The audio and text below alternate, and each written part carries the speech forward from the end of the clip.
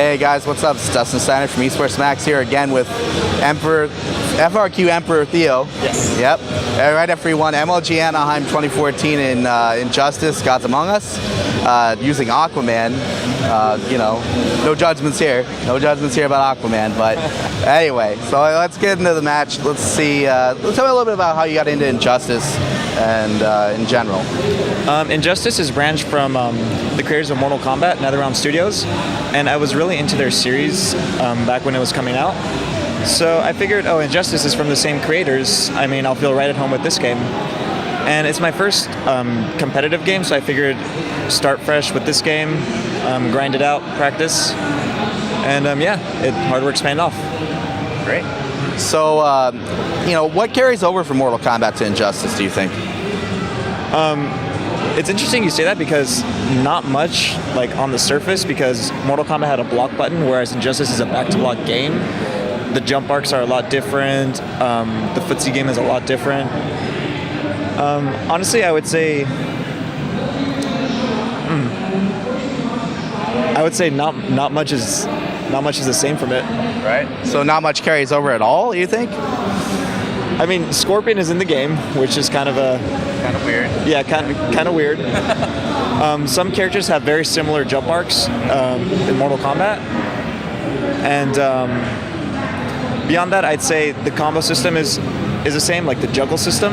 Right. Whereas a Street Fighter is more of links. Right. Injustice is more of like combos that you use. More like dial a combo almost, do you think? Yes, exactly. Yeah, exactly. Great. So, so you transitioned from Mortal Kombat. Do you play Mortal Kombat like at an arcade, or do you just play at home, or like how do you like kind of get into Mortal Kombat leading into Injustice? I played Mortal Kombat casually for about the first year and a half of the game, and then that's when I was aware of the scene nearby my house. So near the end of the game's life, I went to a few tournaments, and I didn't do so well, but that was more of a turning nerve issue. And then so I figured I would take the turning nerve issue and sort of take care of that in Injustice, where I can travel to more tournaments and sort of like solve that. Right on. Okay. So from there, you came here to MLG Anaheim. You dominated, and you dominated every tournament leading up to this too. So what would you say has been the biggest factor in that? Like, what has affected your performance the most? I would say one part of it is matchup knowledge. Playing the game online a lot, playing with people from around the world gives you matchup knowledge on almost every character. And along with that, I have a character that's very strong, who's very ideal for tournament play because he wins several matchups, goes even with some very important characters, beats a lot of very important characters. So I think those two combined led up to this. Okay. So is that why? Do you like Aquaman? Like using Aquaman, or do you prefer another character over Aquaman? Just to use in general, like when you're not in a tournament.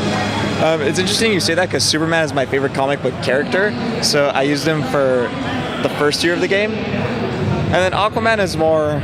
I don't follow his comics much. I don't know much about the mythology of the character. But I just like him aesthetically, and he suits my style of play, which is very lame. Right. Right. So you like his toolkit, basically, right? Yes. Right. Okay. So, walk me through your last couple of matches here, like against, 16-bit, and then So just walk me through the ones against 16-bit, basically. So. In top 32, I had to fight Emperor Jupiter, who's largely considered one of the best players in the world. He's also one of the players that's always given me troubles, both in casuals and in tournament. We went 3-2, very close.